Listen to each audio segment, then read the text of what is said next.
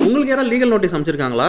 First பயப்படாதீங்க. என்னென்ன பண்ணணும்ன்றத நான் சொல்றேன். இந்த பாயிண்ட்ஸ் எல்லாம் ரிப்ளை நோட்டீஸ்ல அனுப்பிச்சீங்கன்னா, உங்க கேஸ் ஸ்ட்ராங்கா இருக்கும். First and foremost important point என்னன்னா, அவங்க அனுப்பிச்ச லீகல் நோட்டீஸ்ல இருக்க ஃபேக்ட்ஸ ஃபுல்லா நீங்க ஸ்டடி பண்ணி, அதுல இருக்க ஃபால்ஸ் ஃபேக்ட் எல்லாத்தையும் நீங்க டினை பண்ணணும். இஃப் இன் கேஸ் நீங்க டினை பண்ணாம விட்டுட்டீங்கன்னா, அதையே அவங்க கோர்ட்ல ஒரு பாயிண்ட் ஆட் பண்ண வாய்ப்பு இருக்கு. அதனால இத மறக்காம பண்ணுங்க. செகண்ட் இம்பார்ட்டன்ட் திங் என்னன்னா, இந்த இஷ்யூல உங்களுக்கு ஃபேவரபிளா இருக்க டிஃபென்சஸ நீங்க ரிப்ளை நோட்டீஸ்ல கிளியரா மென்ஷன் பண்ணும்போது, அவங்க இந்த இஷ்யூவ கோர்ட்டுக்கு எடுத்துட்டு போவே யோசிக்கலாம். தேர்ட் இம்பார்ட்டன்ட் பாயிண்ட் என்னன்னா, உங்களோட ரிப்ளை நோட்டீஸ்ல நீங்க உங்களோட வெர்ஷன் ஆஃப் த ஸ்டோரிய கிளியரா மென்ஷன் பண்ணணும். அவங்க எவிடன்ஸா இந்த லீகல் நோட்டீஸ் ரிப்ளை நோட்டீஸ் வைக்கும்போது பயாஸ்டான சிச்சுவேஷன்ல இருந்து நீங்க தப்பிக்கலாம். நாலாவது பாயிண்ட் யாருக்குன்னு பாத்தீங்கன்னா, அவங்க சொன்ன ஃபேக்ட்ஸ் எல்லாமே தப்பு. உங்களை கோர்ட்டுக்கு எடுத்து ஹராஸ் பண்றதுக்காக மட்டுமே இந்த ஃபேக்ட்ஸ் எல்லாம் லீகல் நோட்டீஸ்ல போட்டிருக்காங்கன்னா, அவங்க எப்படி இருந்தாலும் அந்த ஃபேக்ட் எல்லாம் கோர்ட்லயும் போய் சொல்ல போறாங்க. அதனால இந்த பாயிண்ட மறக்காம மென்ஷன் பண்ணிக்கோங்க.